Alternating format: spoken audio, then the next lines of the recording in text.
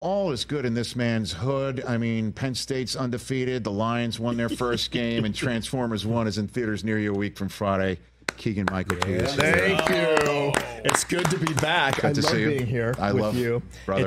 It feels like home to me. It feels like home. It's like a comfortable shoe. Just a comfortable shoe in El Segundo. Comfortable shoe. Well, one thing I've never heard anybody say is that I've left my wallet here. I've almost purposely left my wallet a couple of times. Just so you could say it. Just so I could say it. Just so I could say it. Maybe today's that day. This might be that day. It's fantastic, man. I mean, it's fun, and obviously it's great to see these characters in an origin story. Yeah, finally, I think now is a really good time for an origin story. This universe has been around for almost 20 years. Well, I should say this universe has been around for almost 40 years. Right. Because the original cartoon came out in '84. So I remember I was watching it as a kid. I used to watch it as a kid too, and I love it so much, and I love the world building and the space that they've taken for these characters, and to finally kind of figure out, it was so much fun to make. And Josh Cooley, who's the director who wrote it, he directed me and Jordan in Toy Story 4, and he's a Pixar guy. And he is a really deft storyteller. It's a really great movie. And it's Transformers 1. Our radio audience just returned, and we appreciate you listening to Keegan-Michael Key tell the story of Transformers 1, which is in theaters Friday next week, September 20th. And what a cast. Chris Hemsworth, Brian Tyree Henry, Scarlett Johansson, Steve Buscemi, John Hamm, and you. And again, it just brings back like childhood memories. Yeah. I mean, I know I'm dating myself here. Me too. But it was like this and like He-Man and Voltron. You know what I mean? Right. Like, and do you remember the show G-Force? Of course. Yeah. And what was the other one? Battle of the Planets. Remember Battle school. of the Planets? You remember him, TJ? Do you remember Battle of the Planets? I do not remember Battle of the Planets. Is TJ younger than us? He's true. Is TJ younger than us? I think TJ might be. Chris, you remember. You got me back. No, I'm way younger than You're way younger than us. He goes, I'm an infant. Don't look at him. Don't go HR Puffin stuff. HR Puffin, don't go Croft Brothers. Don't go Land of the Lost. The Slee Stacks. Do you know, this is a true story, Bill Lambier was one of the Slee Stacks. Was a Slee Stack. I knew that. I can't remember who told me that. It might have been my best friend from high school back in Detroit. Told me that Bill Lambier was a Slee Stack. I never knew as I was a kid that I was being trained to hate Bill Lambier before knowing Bill Lambier. I mean, that's why it was so easy to start hating him. That he was already a bad guy. He was already a bad guy in a latex suit before he ever was a bad guy in short shorts. He's always been a bad guy. Those shorts were too short. They were too short. Restricting those shorts. I don't understand how Isaiah Thomas could make the moves that he made on the court with those shorts. Restricting. They were restricting. That's the term. 48 minutes with a wedgie. That's true. Yeah, exactly. I mean, it really was 30 for 30 on those shorts. There's 48 minutes with a wedgie. It's one of my favorite 30 for 30s because there's a lot of numbers in the title. 30 for 30. 48 minutes with a wedgie. 48 minutes with a wedgie. Oh, my God. Part 2. So were you a Pistons guy, too, growing up? Yeah. With the Bad Boys? Oh, Bad Boys. I was, I remember being in my friend's, Audi. She had like a little 1983 Audi, I don't know what number it was, and we opened up the sunroof, and I stuck out of the sun. It was just like, woo! In 89, when they won the first championship. Mm-hmm. So everybody, and you know who was great on those teams? Chuck Daly was such a great coach. Yes. People forget about Rodman.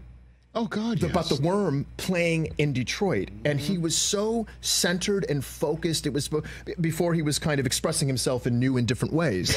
And but that lineup, Lambier and Dumars, Vinnie Johnson was coming off the bench. Rick Mahorn. We had a great player. It was a great guy who came off the bench named Fennis Dembo. Great name. By the way, a great Wyoming player. A Wyoming product. He was great in college. Your Buddha Edwards also is on that team. Buddha Edwards was on that team. That's right. John Sally, the Spider, was on that team. Oh my God. And you know what? Kids today will not get to appreciate like we were able to with Chuck Daly. Is now, I think you know where I'm going with this. Now coaches show up like they're wearing their gear for practice. Mm-hmm. Chuck Daly showed up in like a one talk restricting. I mean, it was like double-breasted. Double-breasted. Like he was showing up, man. Oh, absolutely. Always, yeah. I mean, and it's funny because you think about I think of other great Pistons coaches. Yes. I don't know that he started the trend, but even Larry Brown wouldn't always wear a suit. That's which right. Which was interesting that he would dress down. But Chuck Daly, dapper. Yes. Dapper. Looks like he was going to defend a RICO case. I don't want the RICO. That's how he was showing up for work. It's like, I've got the file right here. Keegan-Michael Key here on the Rich Eisen Show. Did you play with Transformers as a kid? I did. Like It's funny. I used to watch those commercials. I wanted all of them. Yes. Really badly. My favorite Transformer. Yes. Was Soundwave. Do you remember this? This Transformer was interesting because he didn't turn into a vehicle. He didn't turn into a truck or a tractor or a semi or a sports car. He turned into a boombox. Which I was like, so what is his weapon? Just volume? Is that the? It came with a cassette tape that turned into like a bird. Turned into little mini cons. Yeah. That was my favorite. You get more bots per price. Yeah. So you'd open up his little cassette chute, and he had a little cassette would come out, and it would transform into one of them was a bird, and the other one that I remember is a dog. Yep. And he was great, and he was the only Transformer with the cool robot voice. He had a robot voice. All the rest of them had regular voices. So he was my favorite soundbite. I wanted him I never got him, but I wanted him so badly. I would think your favorite Transformer was the one who transformed into a first ballot Detroit Lion Hall of Fame receiver. You'd think. Don't you think? You'd think it. But back then, remember, I'm going to do it. Now I'm going to do it again. I think I was playing with Transformers before Mr. Johnson was born. I think. Is that possible? Was Calvin Johnson alive? Was Megatron alive when Transformers was on TV? Chris, listen, no. No. Megatron born in 1985. So it would have been like and the first 2. Season of Transformers was 1984. Yeah, season 2. So he missed it by that much. Little Maxwell Smart. More than meets the eye. Ladies and gentlemen. Transformers. More than meets the eye. My favorite part is the Autobots wage their battle to destroy the evil forces of the Decepticons. Transformers. Great, it was the best. Robots in disguise. And then the best thing at the end of the theme song, it goes Transformers. That really aggressive trombone. Dude, a great. Do you think there was a meeting where they're going back and forth? Do we do that? And somebody's like pounding the table. We must do that. We have to end with an aggressive trombone line. We can't go Transformers. Diddle it down. No, we gotta go Transformers. There had to be a serious argument in that meeting room. Somebody in Hasbro was like, we don't like it. By the way, Hasbro moved in across the way here. Oh, did they really? Yeah, let's go find out. Yeah, we could go ask Hasbro. Were you pro trombone or were you pro rat-a-tat-tat? Were you pro rat-tat-tat trumpet? Dude, you were going cornet sting or trombone, aggressive trombone slide. It says everything about you. Which side you're on. How did you want to end the Transformers theme song? Wage their battle to destroy the evil forces of the Decepticons. Great line. Oh, my Great line. God. Yeah. Again, it's in theaters near you Friday. Yeah, we need more trombone, right? We need way more trombone. That's right. And then like the first iteration of it. There's not enough. I need more trombone. Guys, we need more trombone. It's not. Actually, can you do me a favor? Get me 3 trombones. I need 3. I need someone going a third up on the 3rd, somebody on the 5th. Best trombonist. Not just any trombonist. I need T-Bone, not T-Bone Burnett. The Optimus Prime of trombonists. Trombonists, yes. Oh, my God. Keegan-Michael Key here on the Rich Eisen Show. I think I might have sent you this video. I would love for you to react to it here. Let me see. Let me take a look here. When the current Dream Team, if you will, the men's Olympics team was getting ready to go to Paris. Yes. For the Olympics. Yes. They were training in Las Vegas, and President Obama met with them, and it was the Key and Peele sketch where he dapped up people of color and just nice hearty standard handshake with anybody who is melanin challenged. Let's take a look right here. This actually happened. All right, there he is. A dap, big fat dap. What up, though? Hug it out. All right, here comes LeBron. LeBron, another dapitude. Here he goes. Big one. Wrap him up. Wrap him up. Here's Mark Few. Hello. Good to see you. Pleasure. Absolute pleasure to see you. How you guys doing? Good to see you guys. Steve. I'll give Steve a hug because he spends the most time with people of color. Steve gets a hug. I love that. When I see the guy next to Steve, what the hell? Where's mine? It was solidified when Mark Few, who might be, what did you say, melanin? Melanin challenged. Melanin challenged, yeah. He almost got the Heisman. He almost got the Heisman. He almost Desmond Howarded him. I mean, just the way with Curry and LeBron. Oh my God, it's so. And Mark Few knows it's coming. He's got to see his arms across, but he is on his toes. Nice to meet you. Nice to meet you. Good to meet you. I love these little. But then Steve gets the hug, and Mark's like, "Wait a minute, I'm going to go over here and talk for a minute. You guys are going to be great in Paris." When we did that sketch, it was because he had gone. I think he was in Oklahoma City. So the sketch was based on an earlier piece of footage where he. It was KD. He was dapping up KD, and I think Westbrook was still on that team, and then shook the coach's hands. And so we wanted to just do it at a political rally. So it was based off of a basketball team? It was based off of it. So this is actually the second time that's been recorded. The first time, so somebody in our staff showed the video and said, "We've got to do something on this." We're like, "Bro, write it up." And then, but then my favorite part of the sketch is when Jordan gets to me and his body man who's standing, he's Obama, and the body man's sitting next to him, and he gets to me and he doesn't know what to do. And the body man goes 1/8 black. And Jordan goes to shake my hand. He goes, "Good afternoon, my octoroon." Ridiculous. It was so good. It was such a good piece of heightening. Oh my God. Oh my God. Yeah, it was a great. And then and of course it resurfaced because of what Obama did. Yeah, it was great. It was, but I had no idea the original sketch was based on a similar incident. It was based with the Oklahoma City Thunder. Yep. Oh my God! I had no idea about that. Where did the angry interpreter come from? That was from our pilot. I think we did that in the pilot. When we were developing the show and trying to figure out things, we're like, okay, we have to do some kind of take on Obama, frankly, because we wouldn't have this job. I don't think we would have gotten the show if Obama hadn't been elected the president. You think so, really? I really do. I really believe that the way that he captured the American imagination was part of what pushed us into that opportunity. Right. So part of it was homage to him. Part of it was because we admired him. Part of it was because he was part of the social fabric of our nation. Yeah. We wanted to figure something out.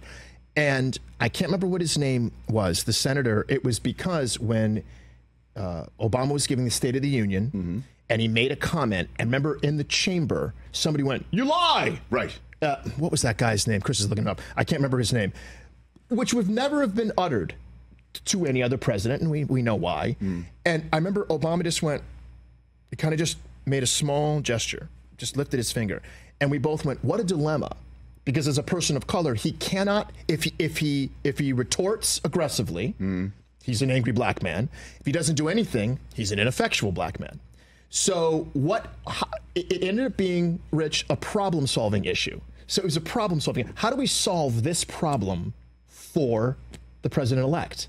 And Jordan was like, "Hey," and you could see his eyes lit up, and he went, "Remember in SNL when Chevy Chase would do Weekend Update, and he'd say, and now a message, our next message will be sponsored by the Society for the Deaf."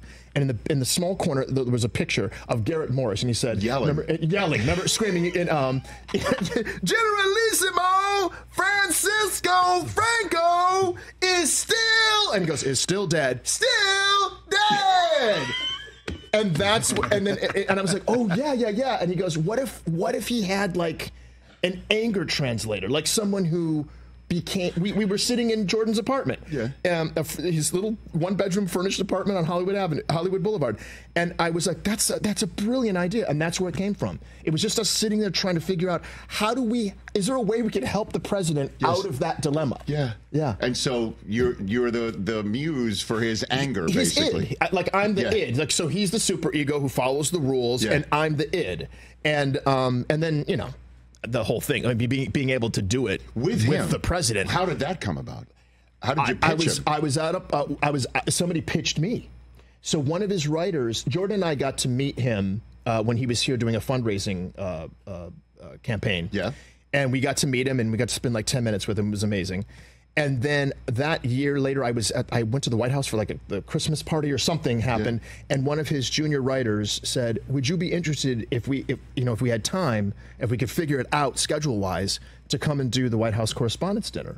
And I went, "Oh my God, I would love to do it. I think it would be amazing." And they called my people, and we worked it all out. And I remember I flew to Washington D.C. Yes, and I was in the West Wing. And there was a room set up with a podium, and I'm standing there in the room, and I'm looking around the room, and I'm like, where am I? This is crazy. Mm.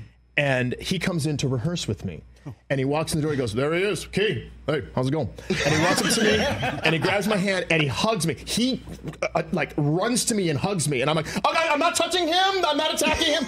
No red dots, please. I'm not." He came to me. I just got really nervous because I was, now I'm touching him, And we rehearsed the piece. And I was so nervous that I learned all of my lines and all of his lines, just in case he went up, because he's got other things on his mind. You know what I mean? And he was such a great straight man, Rich. I couldn't believe how great of a straight man he was. He completely got the comedy of it, understood the bit, understood what he was supposed to do.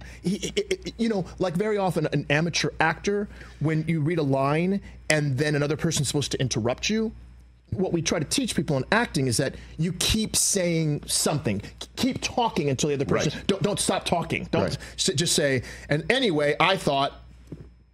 You don't do that. You have to go, "And anyway, I thought if we went," and then let the person interrupt you. He knew to do that, like intrinsically. It was fantastic.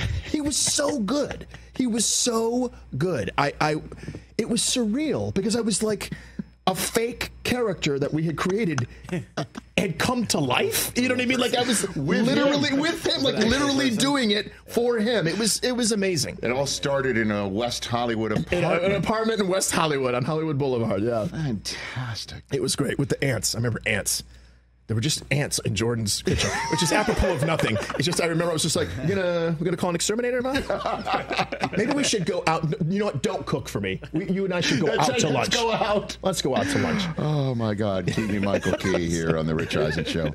All right. Before we let you go onto your day, if you don't mind, one of our favorite characters of yours is the legendary substitute teacher, Mr. Garvey, who has some interesting ways of pronouncing people's names. That's correct. That is what he does. By the way, was that teacher born from anything? That was one of our writers that came out of the mind, independently out of the mind of one of our writers. Okay. And so I don't really know what his inspiration for it was.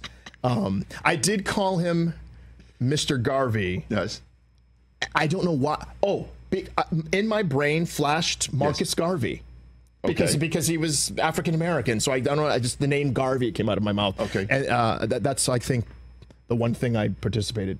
So we have come up with a list of NFL players, and we have placed it on a clipboard. A clipboard. Here we go. That's just like Mr. Garvey had the roll call of his bewildered students in front of him. Take the roll call. We have a list of NFL names, and asking you to Mr. Garvey them, and we'll do our best to decipher who they are. Okay, here we go. I'm ready. Y'all ready for roll call? Yeah. I'm going to call out these names. If you hear, just say yes, or here, or present. Okay, number one. Where is Ladidi Mekonke? Ladidi Mekonke, are you here? Ladidi? It's Ladidi Mekonke. Let's see if he's here. There he is on the screen. We got him right here. It's Oh, Lad McConkey. There he is. That makes no Boy, sense. your name is Ladidi McConkey. When I call your name, say here. I'm not going to do this all day. Next. Is Darake Maye here? Where is Darake Maye?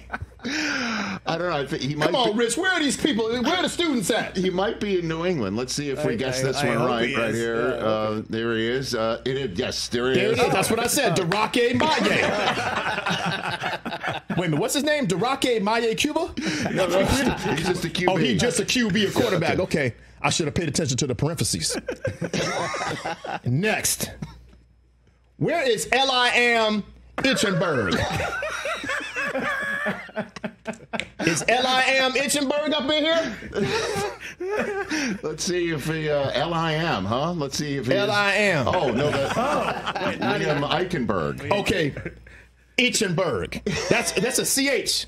Itchenberg. I mean, I'm next. This is ridiculous. I'm taking forever. Ain't nobody here. He might be in Miami. Next up. Is Chauce McLaughlin in here? Where's Chauce McLaughlin? Chauce. I don't know how else to say this. Chauce McLaughlin. Is he? I don't know. He might be in Cincinnati. He might be in Cincinnati? There he is. Okay. No, he's in Tampa. He's in Tampa Bay. He's in Tampa. All right, Chauce. We got a double up in here. Hold on. You can go to the next one after that. Okay, I'm gonna go to the next one. Here, watch this now. This brother's name is Balake. I know that name. Everybody familiar with that name? Balake Karoon.